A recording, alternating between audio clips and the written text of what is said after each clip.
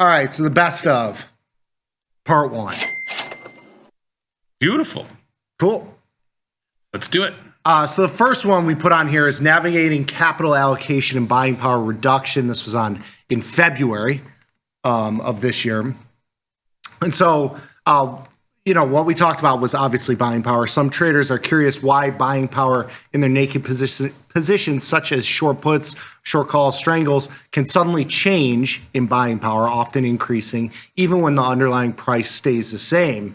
And so there's a lot of factors that go into buying power, from volatility to time to what product you're trading. Futures have a whole different set of rules that go towards their margining requirements. But aside from stock movements, the next big reason for the buying power fluctuation is the increase in implied volatility. A quick spike in IV can boost the option premium, which in turn raises the buying power. And we'll give you an example here on this next slide. So we looked at Nvidia, and the Nvidia example demonstrates how stock movement and changes in implied volatility affect daily buying power fluctuations. And this was just a 1 standard deviation strangle in February on Nvidia. And so we looked at the stock price, and obviously there was a big move in the stock, which contributed to, is part of the reason why volatility expands. IV doesn't just expand out of nowhere. It usually happens on some sort of event or a big move in the stock. But you can see the margin requirement, the buying power requirement, increased into this move, and that's a function of volatility and price as well. As typically when you have a stock that goes up, margin requirements will also expand because all the numbers in the calculation get bigger, right? The stock price is a piece of the margin requirement calculation. And when that piece goes up, it's going to increase the buying power. In this case, Nvidia went down, but the implied volatility went up by so much more than that function that the buying power increased along the way. So you should certainly keep in mind that buying power can and will change. You can't really play for this big of a change. It's not like you put on a trade and you say, oh, well, it only uses 2,000 right now. I expect it to go to 5,000 at some point, but you should expect it to go to 2,500 or 3,000. I mean, this is an example of why we keep capital on the sidelines, just in case for these events, right? And this is, Nvidia during this period of time was probably not the only stock you had that it was experiencing higher volatility. I mean, this was right in like the kind of middle of our down move in the start of the year. Like this was just before the kind of big move in April. And so, this is an example of why we keep capital on the sidelines and not being over leveraged on positions. Very good. And then, so some of the underlyings that we highlighted here, we just gave you like a batch of stocks that were really set. I think these are kind of groupings that you can see a correlation to in terms of the account size, right? So your smaller size accounts, you're looking at lower price stocks. You have like a Snapchat in there. SoFi was in like teens. Silver, which I don't think applies anymore. Because silver is quite the volatile asset here, but SLV is small enough to trade. You have like lower volatility stuff like EEM and TLT in there, Bank of America. And then you have like, some of the higher end, the higher towards $100 price range stocks like an Uber that's in the tech space. These are like your smaller sized account trades where you can do naked positions. In our Johnny Trader account, we sold puts in Intel. That was kind of our naked position. We used ETH. We did like a wide put spread in ETH. The rest of our trades are more risk-defined trades, and that's because there's only a small number of stocks that you could really be naked in a smaller size account. When you get into the medium account, you can get into your targets, your SMH, gold, IBM. You can get a little bit more diversified there. And then when you get in the larger sized account, you can look at SPX and some of the bigger stocks as well. Right. I have a reverse Jade Lizard on in silver, SLV, that I put on when silver it's trading 69 now. Let's just say it closed at 68 or 67 and a half. because it'll probably be down another $1 on this spread, or maybe even a little bit more. I put it on when silver was trading around 60, 61. So if I was trading a silver contract, I'd be down around $8,000 or so. If I was doing a strategy similar to this one, like a reverse Jade Lizard in a silver product like /SIL or something like that, I'd be down around $6,000 to $9,000. In SLV, I'm down $300. Yes. I mean, manageable. Yeah, I mean, you know, for any sized account. Stinks, but yeah, right. That's how you get small. Yeah. You didn't expect it to be $300. No, and I'll probably roll up the put spread in SLV today. And that'll be the top 10. That'll be the top, because I just can't take it anymore. Yeah. I know we're getting bailed out on the gold move here because we're still long that gold silver ratio. So we're long 2 gold, which are, you know, let's just call it like 3.25%. Yep. Together, because you get about 1.7 on each. We'll say 3.4%. So the spread has moved about a full percentage point, which is about $1,000. Yep. $1,000 per percentage move between the 2 gold versus the 1 silver. So the big contract. Yes. And it's been moving. Yes. Yep. Next slide here. So it's critical to allocate capital wisely into options positions. Typically, we should keep our total committed trading capital around 30 to 50% when IV is low. You know, you can skew this to your liking, right? And to your account size. In a Johnny-sized account, it's really, really hard, if not impossible, to stick to that metric of 30 to 50% because you just don't have the capital, and everything that you're trading is risk defined, right? So, or for the most part, risk defined. You might have those one-off naked puts in Intel, but you're not really playing for Intel to go to zero. That's not like in your realm of possibilities here. Your spread trades, you know, your short call spread in the diamonds or your iron condor in the Qs, those can certainly go to, you know, full loss because they're relatively tight spreads. So you have to keep in mind that, you know, your risk tolerance is going to play into this metric. Your account size is going to play into this metric. If you're on the medium to large size account, this is probably a good place to be. We're in this range, if not more than that. You know, we're probably about 30%-ish right now. Allocated, yeah, pretty much. Around. Yeah. It's a good spot to be when volatility is low, you know, in that realm. Then you can ramp up when volatility gets high. When IV is elevated, traders have the opportunity to take larger positions to capture higher premium. However, any capital allocation exceeding 70% should be carefully monitored, as the number can quickly expand if the market moves against the portfolio.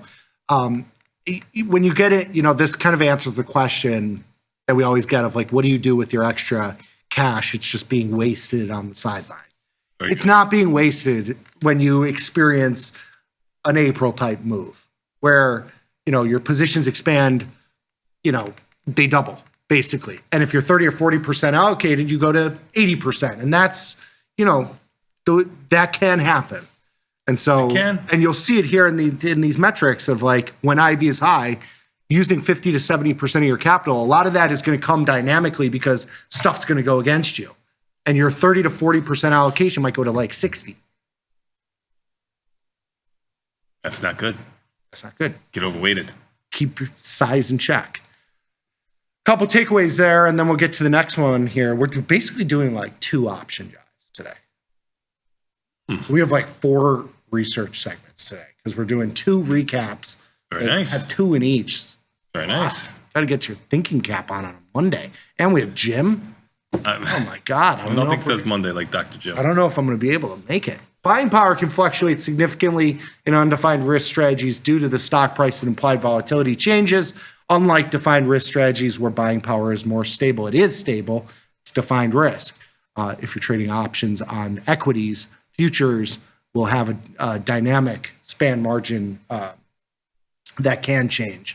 Buying power is mainly determined by the underlying price, out-of-the-money strikes distance, and the option premium, with strangle buying power based on the higher buying power of the naked put or call. So, you know, with strangles, you typically see a little bit lesser buying power requirement because you're collecting more premium. You're usually further out of the money. You can only lose on one side of the trade versus just being on one side of the trade. Allocate capital wisely. Maintain around 25% in low IV, and then when you get into the higher IV regimes, you can get up to the 50-60 range. Beautiful. Good job out of you. Good job out of the team. Good job out of We got one more. Okay. We got hold on. We spent a lot of time on that. Go ahead. We'll go through this quick. Okay. Leverage liquidity for lasting growth. This was in March. Next slide here. So we talk about tight bid-ask spreads. I told you we got to have our thinking caps on today. You're right. On a Monday. The team really, with no Vanetta. It's amazing. They've lit the fire underneath us. Okay. So one of the core aspects of liquid markets is a tight bid-ask spread. It is the price discrepancy between the highest willing buyer, which is the bid price, and the lowest willing seller, the ask.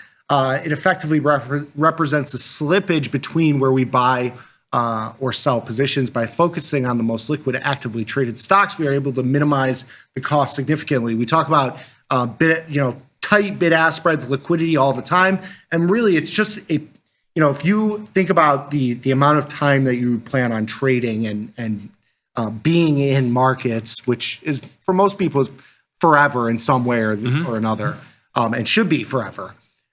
When when your spreads are 5 or 10 or 20 cents wide on everything you do for the rest of eternity, it's a lot of value that you're just kind of pissing away. Tighter bid-ask spreads allow you to just tighten that up. Sure. You want to be in stuff that you can buy and sell at basically the same price. It allows for a lot more transparency of where your positions are at, understanding of profits and losses on your positions. If something's marked at 0 cents and $1, you're going to see prices move around. Mm-hmm. You might get filled at something less advantageous. You might be buying something at a worse price. Bid-ask spreads are the one passive thing that, just trading tight markets is going to save you a couple dollars on every single one of the trades that you do in that. Perfect. Agreed. And those add up. We've done segments where we show how much that costs you per year. It almost makes it impossible to be profitable, even if you're directionally right. Yeah. Sports betting is a 10% slippage. There you go. Good example. A lot. Mm-hmm. Next slide here. So just a quick little thing on just, activity and you have tighter spreads, you can be more active in that underlying. And you'll get better fills near mid-price. Next slide here. So analyzing 5 known highly liquid underlyings, we can conclude that the underlying is liquid if the spread is around 1% to 2% of the options mid-price. And so if you're looking at a percentage, typically we say 1/10 of 1% of the stock's price. So if it's a $100 stock and the bid-ask spread is 10 cents wide, you're in a pretty decent spot there. Obviously, you want it to be penny wide, and a lot of these stocks listed here are all going to be penny wide, especially penny wide on the shares themselves. But the options are going to be 1, 2, 3 pennies wide here. So individual stocks though tend to have wider spreads, and that's a function of higher volatility. Generally less liquidity. I mean, something like SPY is one of the most actively traded underlyings in the market. So you're going to have more liquidity there than, Coinbase. Yeah, it's not a shock there. Correct. Next slide here. So again, this is just looking at volume and open interest. You typically want to see a couple thousand contracts minimum across the order chain. It doesn't have to, or the option chain. It doesn't have to be on every single strike, but if you're seeing that most strikes, especially those at the money strikes, have 100 contracts or 150 contracts traded, they're probably not that liquid. I mean, just think of that from a counterparty standpoint. If there's only a handful of people trading, you're going to have wider bid-ask spreads because that price discovery is going to be much wider. There's only a handful of people trading it. When you have thousands of contracts trading in volume and open interest, you know that that's a relatively liquid underlying. And you should look at the at-the-money strikes and kind of look at those metrics. That'll tell you, where you should be trading. And if you look at something like a Tesla or an Apple or SPY or Qs, you're going to see 1,000 contracts on every single strike. I mean, all of them. So you'll see this across the board. Next slide here. We also have a bunch of built-in watch lists. If you go to the liquidity section in the platform, we have a bunch of names in there that are relatively liquid there. Couple takeaways, and then we'll get to the opening bell here. So the bid-ask spread is the difference between the sell and the buying prices of stocks and options, ideally as narrow as a penny. Can't get any less than that. A narrow bid-ask spread suggests fair pricing and easier trade navigation, while wide spreads indicate an illiquid market with unclear pricing. So wider spreads, it's just harder to trade that option or at least find the fair value of that option. Option volume reflects the total transactions at a specific strike, while stock volume shows the amount of shares that are trading. Volume in the options is per day. Open interest adjusts at the end of the day, and it's just open contracts, whether they're long or short. It's just open contracts. Open interest is only in options. It's the number of open contracts per strike.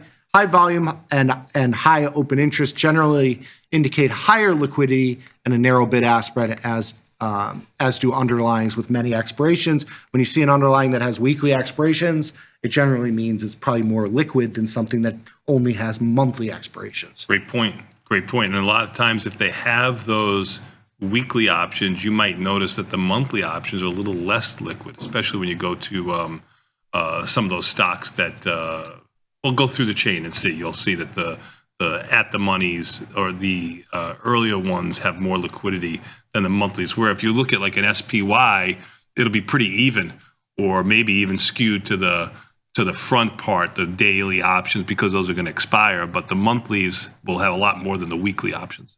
Good job out of you. Good job out of the team. And you are right. They did do 2 option jives in one there. I think we have 2 market measures too.